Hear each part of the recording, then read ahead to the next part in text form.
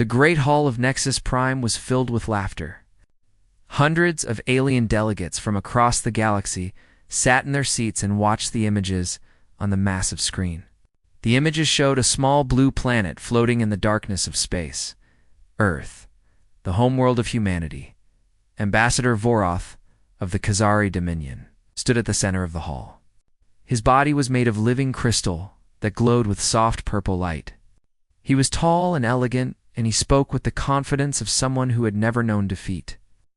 300 years, Voroth said, his voice carrying to every corner of the room. 300 years since we first sent our message to this world. We offered them friendship. We offered them knowledge. We offered them a place among the stars. Paused and let the silence grow heavy. And what did they do? Nothing. They said nothing. They did nothing. They hid behind their little moon like frightened animals. The Mulvari delegates clicked their mandibles together in a sound that meant amusement. The Etherian collective, beings of pure energy, pulsed with synchronized light patterns that showed their mockery. The Drathian warriors stomped their feet against the floor in approval. Voroth changed the image on the screen. Now it showed human cities, human vehicles, human technology. To the aliens in the room, it all looked primitive and weak. Look at them, Voroth continued. They still fight among themselves. They still burn dead plants for energy. They cannot even leave their own star system without our help, and they refuse that help out of pride or stupidity. More laughter filled the hall. Say we forget about Earth, Voroth declared. They are not worth our time. They are not worth our attention. Let them rot on their little rock, while the rest of us build empires among the stars. The Council of 12, the ruling body of the Galactic Concord, voted unanimously.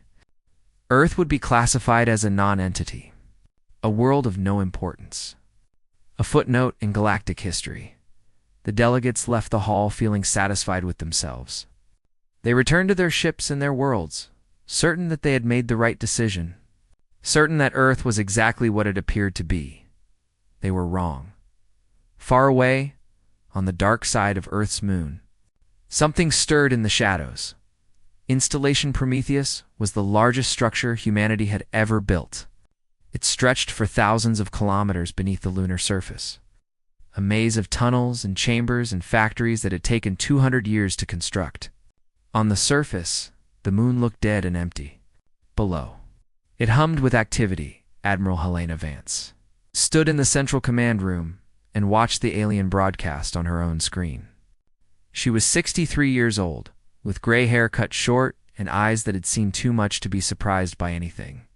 Around her, hundreds of officers worked at their stations, monitoring systems that the galaxy did not know existed. "They are laughing again," said Commander Chen, her second-in-command. He was a younger man with a serious face. "They always laugh." "Let them laugh," Vance replied. Her voice was calm and steady. "Laughter makes people careless." She turned away from the screen and looked at the massive display that covered the opposite wall. It showed a map of human territory, but not the territory that the aliens knew about. This map showed the real extent of human power. Luna was covered in military installations. Mars had been transformed into a fortress world, its red surface hiding shipyards that could produce a warship every week. The moons of Jupiter held training facilities where millions of soldiers learned to fight in conditions that would kill most alien species. The asteroid belt was filled with hidden weapons platforms and sensor arrays, and everywhere, ships. Thousands upon thousands of ships, waiting in the darkness for the order to move. 300 years, Vance said softly. 300 years of watching. 300 years of learning. 300 years of building. She remembered the day when humanity had first detected the alien signals. She had been a young girl then, living in a world that had just discovered it was not alone in the universe. The governments of Earth had panicked at first. Then they had argued. Then, slowly, they had started to think. The aliens had technology that made human science look like children playing with toys. If humanity responded, if humanity showed itself to be weak and divided, what would stop the aliens from conquering Earth? What would stop them from taking everything humanity had built? The answer was nothing. Nothing would stop them, so the leaders of Earth had made a decision. They would not respond. They would stay silent. They would let the aliens think that humanity was primitive and afraid. And while the aliens laughed and forgot about the little blue planet, humanity would prepare. The old nations had dissolved one by one. Old enemies had become allies. Old hatreds had been put aside. For the first time in human history, the entire species had united behind a single goal: survival. The silent protocol was born.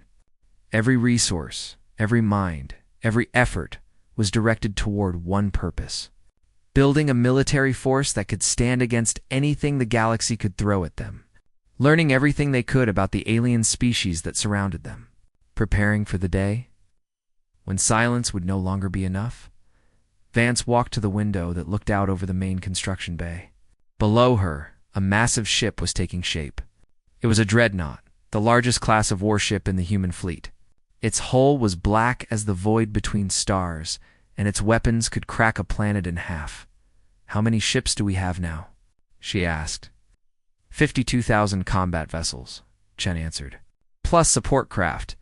The number rises to over 100,000. And personnel? 12 million active soldiers. Another 50 million in reserve? Vance nodded slowly. The numbers were good. The numbers were better than good. But numbers alone would not win a war. What mattered was training, technology, and most of all, the will to fight. She thought about the aliens in their great hall, laughing at images of Earth. They saw a weak and divided world. They saw a species that was too afraid to answer their calls. They did not see the truth. The truth was that humanity had heard every message, every insult, every joke made at their expense. The truth was that humanity had been studying the aliens for 3 centuries, learning their languages, analyzing their technology, mapping their weaknesses. The truth was that humanity was not hiding. Humanity was hunting. "Send word to all fleet commanders," Vance said. "Continue operations as planned. Maintain radio silence. And keep watching." She turned back to the screen where the alien ambassador was still speaking, still mocking, still certain of his superiority. "Let them laugh," she said again. "Their laughter will turn to screams soon enough." In the darkness of space, humanity waited, patient, silent, ready. The galaxy had made a terrible mistake, and one day it would pay for that mistake in blood.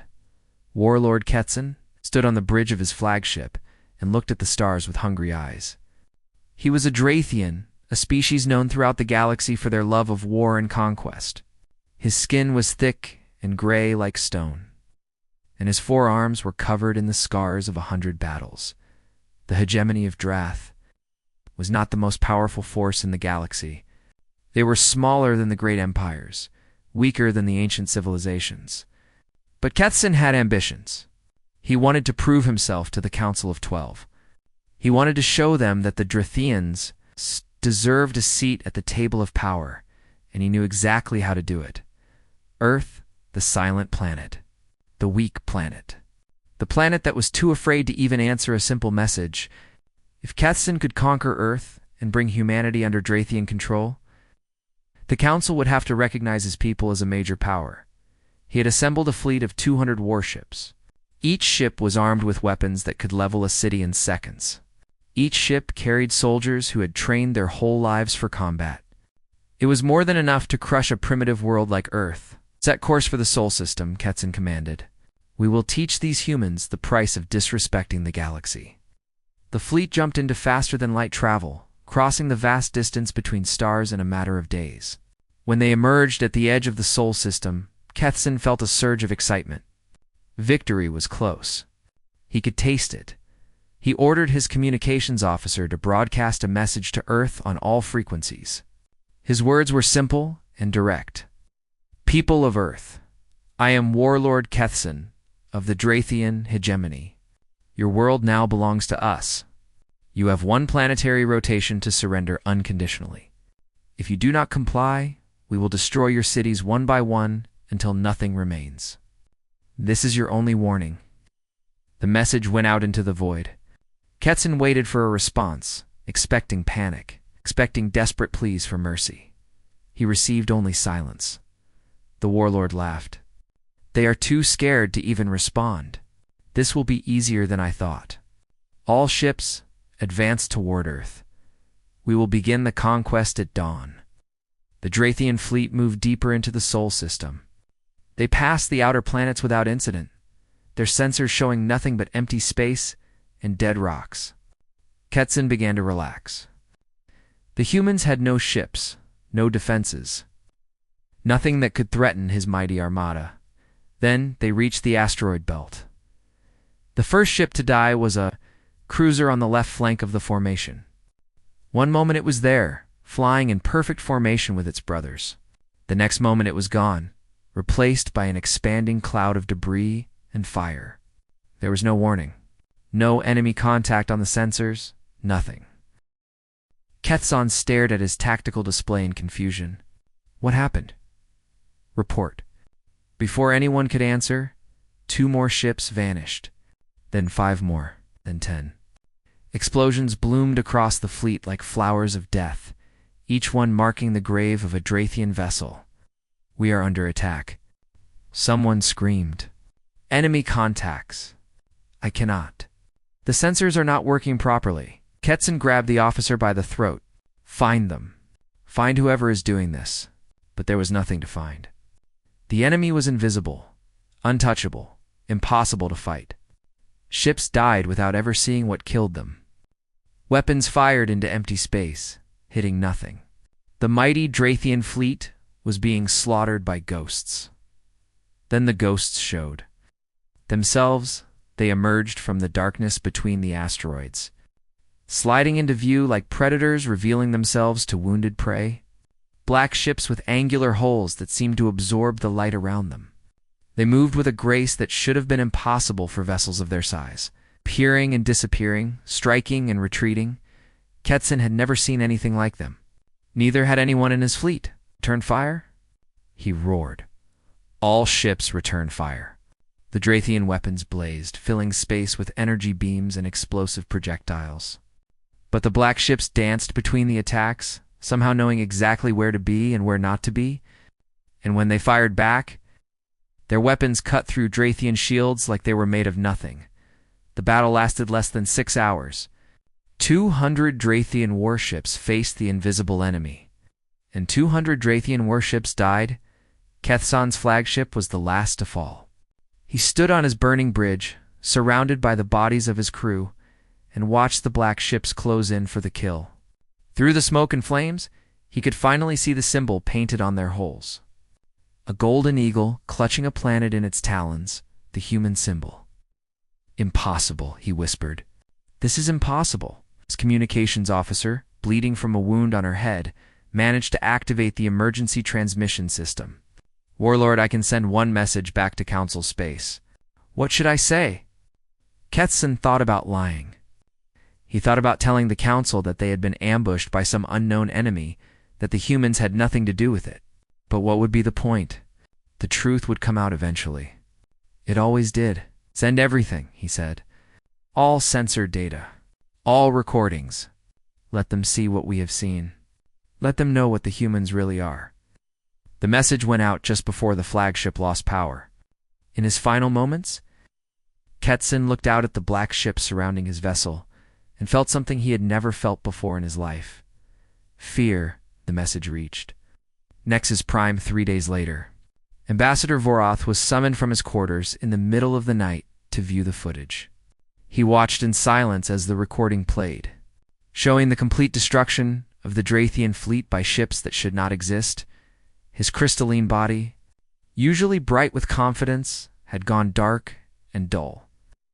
This cannot be real, he said. The humans have no military. They have no technology. They have nothing. The intelligence officer who had brought him the message shook her head. The footage has been verified, Ambassador. It is authentic. The Drathian fleet was destroyed by human forces. All 200 ships. No survivors. Voroth stared at the frozen image on the screen. It showed one of the black human ships, its eagle symbol gleaming in the light of a distant sun. Call an emergency session of the Council, he said. His voice was barely a whisper. Call everyone. We need to discuss this immediately. Earth had finally answered the galaxy, and its answer was death. Across the stars, in the command center of installation, Prometheus. Admiral Vance received the report of the battle with a satisfied nod. The first test had been passed. The Drathian fleet had been eliminated with 0 human casualties. "Send word to all commands," she said. "Phase 1 is complete. Begin preparations for Phase 2. The silence had been broken. Now it was time to show the galaxy what 300 years of preparation had created. The humans were coming, and they would not be ignored any longer. The Council of 12 had not gathered in emergency session for over 1,000 years. The last time had been during the Great Collapse, when 3 civilizations had fallen in the span of a decade. That had been a dark time, a time of chaos and fear. This time felt worse. The 12 representatives sat in their ancient chairs, arranged in a circle around the holographic display at the center of the room. The display showed the recordings from the Drathian fleet. Ships exploding, sensors failing, black vessels appearing from nowhere and killing everything in their path. Ambassador Voroth spoke first. His crystalline form flickered with colors that showed his distress. "We have made a terrible mistake. For 300 years we assumed Earth was weak. We assumed their silence meant fear. We were wrong. How is this possible?" demanded High Priest Xenophon of the Mulvari Collective. His mandibles clicked rapidly, a sign of extreme agitation. "We have been monitoring human space for centuries. Our sensors showed no fleet, no military installations, nothing." "Then our sensors failed," said Commander Vexilla of the Etherian Collective. Her form was pure energy, shifting and pulsing as she spoke. "Or we were not looking in the right places." The Council argued for ours. Some wanted to send a larger fleet to finish what the Drathians had started. Others wanted to negotiate. A few suggested simply leaving humanity alone and hoping they would forget about the centuries of insults. None of them knew what to do. None of them had faced a situation like this before.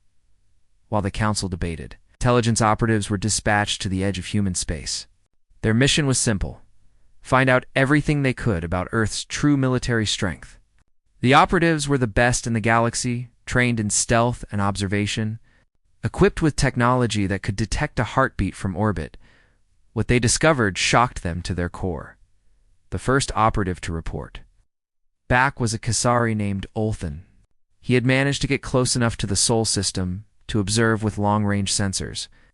His report arrived at Nexus Prime, encrypted and urgent. "The humans have not been idle," Olthan wrote. "They have been building on a scale that defies comprehension." His sensors had detected massive structures on the dark side of Luna, shipyards, factories, military installations, all hidden from normal observation by a combination of stealth technology and clever positioning. But that was not the worst part. Mars had been transformed. The red planet that human probes had once explored with simple robots was now a fortress. Its surface was covered with weapons platforms and shield generators. Beneath the surface, the sensors detected activity that suggested vast underground complexes. The moons of Jupiter were the same. Weapons, soldiers, ships, everywhere. He found more evidence of human military power. "I estimate their fleet strength at over 50,000 vessels," Olthan concluded. "Possibly more. My sensors could not penetrate all of their defensive screens. They have been preparing for war since the day they first detected our signals. They let us think they were weak while they built an armada in the shadows." The Council received this report with horror. 50,000 ships was more than most individual species possessed. It was more than some small empires combined. How could they have built so many? Voroth asked. Where did they get the resources? The technology? Another operative provided the answer. A Mulvari spy had intercepted human communications and decoded their historical records. What he found was even more disturbing than the fleet numbers. The humans had studied every species in the galaxy. They had captured alien probes and taken them apart, piece by piece. They had reverse-engineered technologies that had taken other civilizations thousands of years to develop. And then they had improved those technologies, making them faster, stronger, more deadly. They learned from us, the Mulvari spy reported. Every transmission we sent, every broadcast we made, they recorded and analyzed. They know our languages. They know our tactics. They know our weaknesses. They have been hunting us while we thought they were hiding. But the most chilling discovery came from an Etherian observer who had managed to intercept human military communications. She reported that the humans had developed something they called the Legion system. Every human soldier was trained from childhood. Not forced, but encouraged. Service to the species was considered the highest honor. Children grew up dreaming of joining the battle legions, of protecting their world from alien threats, and there were many of them. So many, current estimates suggest 12 million active military personnel, the observer reported. With another 50 million in reserve status, their entire society is organized around military readiness. They have created a warrior culture unlike anything we have seen in galactic history. The Council listened to these reports in silence. The laughter that had filled the halls of Nexus Prime for centuries had died completely. In its place was a cold, creeping fear. Vorath finally spoke. We must negotiate. We must reach out to them and try to repair the damage we have done, and if they refuse, asked High Priest Zelathon, then we will have to fight. But I do not think we want that fight. Not anymore. The Council voted to send a diplomatic request to Earth, not a demand. Not an invitation, a request. They asked with carefully chosen words. If the human government would be willing to discuss peaceful relations, the message was sent across the void of space. The Council waited for a response. Days passed. Then weeks. Earth remained silent. But this time the silence was different. This time, the Council understood what the silence meant. It was not fear. It was not weakness. It was power. The humans were silent because they did not need to speak. They held all the cards, and they knew it, in the command center of Installation Prometheus. Admiral Vance read the Council's request with a thin smile on her face. Commander Chen stood beside her, waiting for her response. They are scared, Vance said. Good. Fear is the first step toward respect. Should we respond? Chen asked. Vance thought about it for a long moment. She thought about all the years of preparation, all the sacrifices her people had made, all the insults they had endured in silence. Not yet, she said finally. Let them wait. Let them wonder. Let them feel what we felt for 300 years. She turned back to her work, leaving the Council's message unanswered. The silence continued. But now, everyone in the galaxy understood what it meant. Humanity was not weak. Humanity was not afraid. Humanity was ready for war. Emperor Sylvath of the Vorakith Imperium was not a creature who accepted defeat.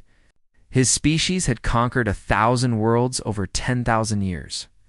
They were the military backbone of the Galactic Council, the sword that kept order among the stars. No enemy had ever stood against them and survived. He refused to believe that a species of hairless apes from a single planet could threaten his empire. The Trithians were weak. Sylvath declared to his war council. They were overconfident and foolish. They walked into a trap. We will not make the same mistake. He ordered the assembly of the largest fleet in galactic history. 15,000 warships from across the Imperium answered his call. Battle cruisers and dreadnoughts, carriers and destroyers, all gathered at the staging point near the border of human space. The Council had approved this action unanimously. Even Vorath, who had argued for diplomacy, had agreed that a show of force was necessary. The humans needed to understand that they could not simply ignore the galaxy forever. We do not wish to destroy them, Vorath had said, but we must make them understand their place in the galactic order. Sylvath had smiled at that. He knew what the ambassador meant by their place. On their knees, bowing to their betters. That was where humanity belonged. That was where he would put them. The Imperium fleet jumped into the Sol system with weapons charged and shields raised. They arrived in a perfect formation, a wall of steel and fire that stretched across millions of kilometers. It was the most impressive display of military might the galaxy had ever seen. Sylvath broadcast his ultimatum to Earth. His voice was cold and commanding. People of Earth. I am Emperor Sylvath of the Vorkith Imperium, speaking on behalf of the Galactic Council. Your destruction of the Drathian fleet was an act of war. You will surrender your military forces and submit to Council authority immediately. If you refuse, your world will be reduced to ash. You have 1 hour to comply. He expected panic. He expected fear. He expected desperate negotiations as the humans realized they had no hope against his armada. What he got was something else entirely. A single voice responded to his ultimatum. It was a human voice, calm and steady, carrying a weight of authority that made even Sylvath pause. Emperor Sylvath, this is High Marshal Helena Vance of the Terran Federation. We have received your message. Here is our response. From behind Mars, they came. From the shadow of Jupiter, they came. From hidden bases throughout the solar system. From places the Imperium's sensors had never detected. The human fleet emerged into open space. The tactical officers on the Imperium flagship went silent as their screens filled with contact. Ships by the hundreds. Ships by the thousands. Ships by the tens of thousands. 53,000 vessels, a trembling officer reported. No, ... the count is still rising. 58,000. 60,000.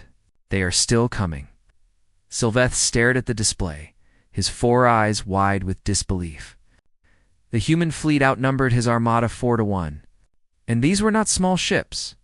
He could see dreadnoughts among them, massive vessels that dwarfed even his own flagship.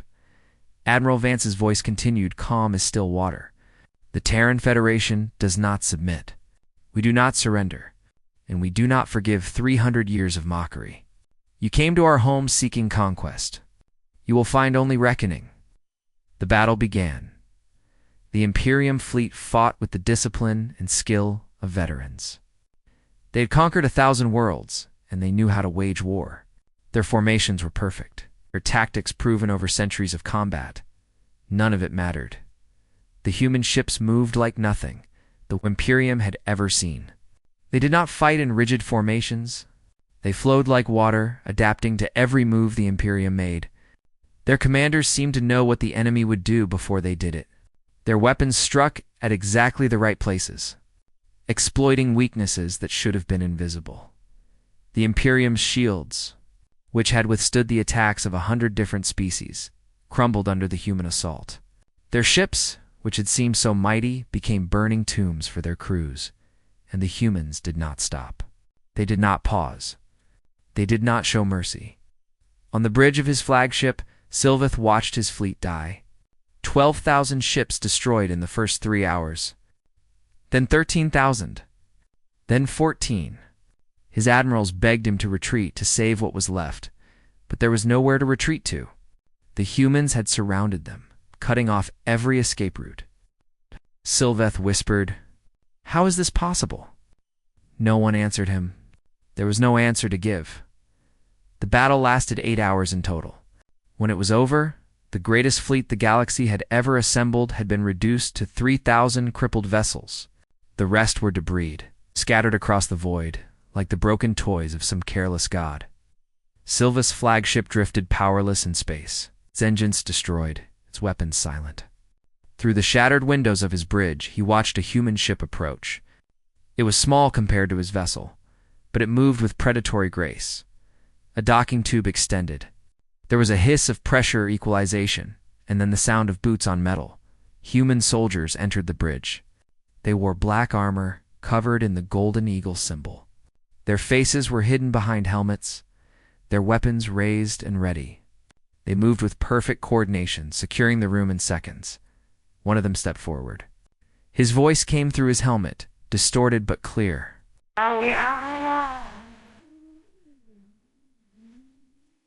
Emperor Sylvath, you are a prisoner of the Terran Federation. Your fleet has been destroyed. Your empire will hear of this defeat, and they will know that humanity is not to be challenged. Sylvath wanted to fight. He wanted to rage against this humiliation, but he had no strength left. The magnitude of his failure had crushed something inside him. He asked the soldier removed his helmet. Beneath it was a human face, young but hard, with eyes that had seen battle. He smiled, but there was no warmth in it. "We want you to deliver a message to the Council.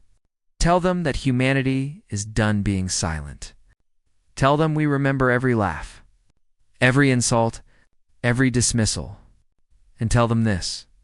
He leaned closer. "We are coming, not to conquer, not to destroy, but to take our rightful place among the stars. Anyone who stands in our way will share the fate of your fleet. Do you understand?" Sylvaths understood. For the first time in his long life, he truly understood. The humans were not animals to be tamed. They were not primitives to be conquered. They were predators. And the galaxy had been foolish enough to wake them. "I will deliver your message," the Emperor said quietly. The human nodded and put his helmet back on. "Then you may go. Take your surviving ships and leave. Tell the Council what you saw here today." As the human soldiers departed, Sylvath sat alone on his ruined bridge and stared at the stars. The galaxy would never be the same. The survivors of the Imperium. Fleet limped back to Council space carrying the weight of impossible news. They told their story to anyone who would listen. The numbers, the tactics, the sheer, overwhelming power of the human military. No one wanted to believe them. But the evidence was undeniable.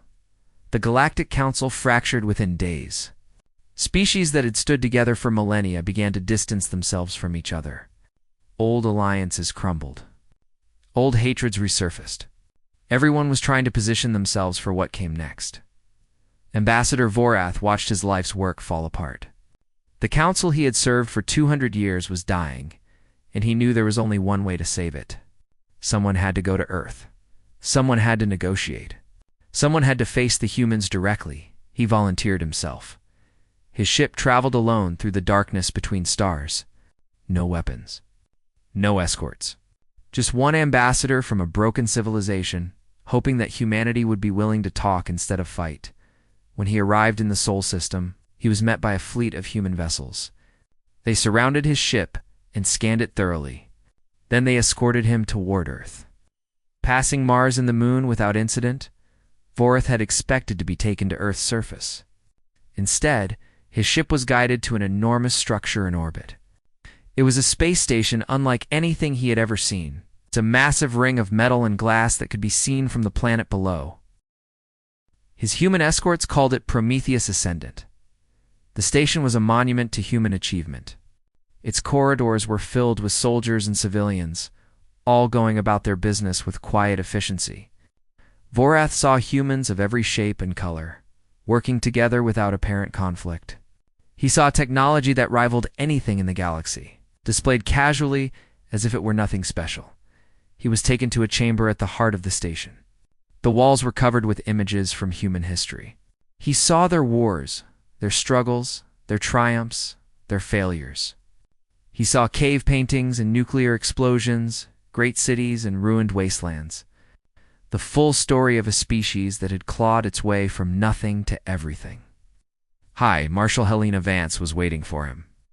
She was smaller than Vorath had expected. Humans were not an imposing species by galactic standards. They had no claws, no armor, no natural weapons. But something about this woman made him feel like prey standing before a predator. "Ambassador Vorath," Vance said. Her voice was calm but carried unmistakable authority. "You have come a long way. I've come to negotiate," Vorath replied. His crystalline form flickered with the colors of submission and respect. "The Council wishes to end this conflict peacefully. The Council wishes to survive," Vance corrected him. "That is not the same thing." Vorath could not argue with that. "You are correct. We are afraid. We did not understand what we were dealing with. We thought your silence meant weakness." "We know what you thought," Vance said. "We heard every joke. We watched every broadcast. We saw how you laughed at us." The ambassador lowered his head. "We were arrogant. We were foolish. I can only offer our apologies and hope that you will accept them." Vance studied him for a long moment. Her eyes were cold and calculating, weighing his words against his actions, searching for deception. Finally, she nodded. Humanity does not want war, she said. We did not build our fleets to conquer the galaxy. We built them to protect ourselves from those who would conquer us. Then what do you want? Vorath asked. What we have always wanted. Respect, equality, a seat at the table that you denied us for 300 years. Vorath felt a surge of hope. This was better than he had feared. The humans were not demanding the destruction of the Council. They were not claiming territory or seeking revenge. They wanted what any reasonable species would want. I believe we can arrange that, he said carefully. The Council would be honored to welcome humanity as a full member. Vance smiled, but it was not a warm smile. Not a member, ambassador, a leader. Humanity will hold a permanent seat on the Council.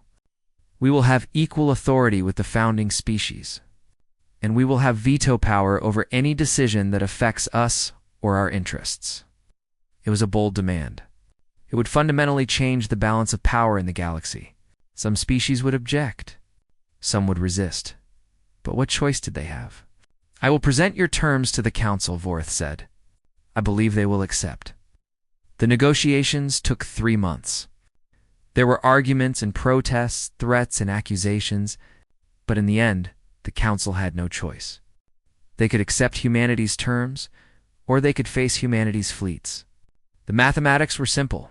The Council of 12 became the Council of 13. Humanity took its seat among the ruling powers of the galaxy, represented by High Marshal Vance herself, the first human ever to stand in the halls of galactic government on the day of the ceremony. Vorath stood beside her and watched as she took her oath of office. The other delegates looked on with expressions ranging from fear to respect to grudging acceptance. You have achieved something remarkable, Vorath told her quietly. In 300 years, your species has risen from isolation to leadership. How does it feel? Vance considered the question. It feels like the beginning, she said. Not the end. We have proven that we can fight. Now we must prove that we can build, that we can cooperate, that we can be more than warriors. Do you believe you can? I believe we can be anything we choose to be. That has always been humanity's greatest strength. We are not limited by what we were.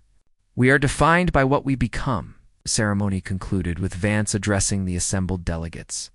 Her words would be transmitted across the galaxy, heard by billions of beings on thousands of worlds.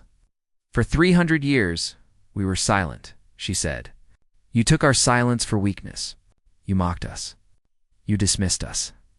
You thought we were nothing. She paused, letting her words sink in. But we were listening. We were learning. We were preparing. And now we stand among you not as conquerors, but as equals. We do not seek to rule the galaxy. We seek only to protect our home and our people. Her voice hardened. But let this day be a warning to any who would threaten us. Humanity will not be mocked again. We will not be dismissed again. We have shown what we can do when we are provoked. Imagine what we can do when we are motivated by something other than survival. She looked around the room, meeting the eyes of every delegate. The silence is over. A new age begins today. Let us build it together. Far away on a small blue planet called Earth, children looked up at the stars and dreamed of the future.